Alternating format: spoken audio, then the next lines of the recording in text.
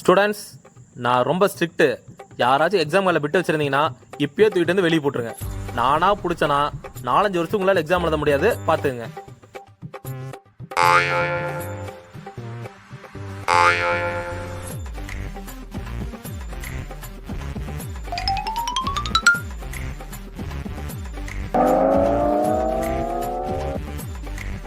ஏய் ஏய் காட்றா.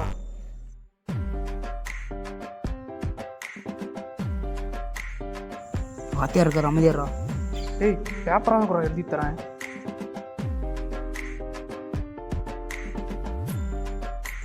Students, time அப். எல்லாரும் சீக்கிரம் பேப்பர் கட்டி கொண்டாங்க.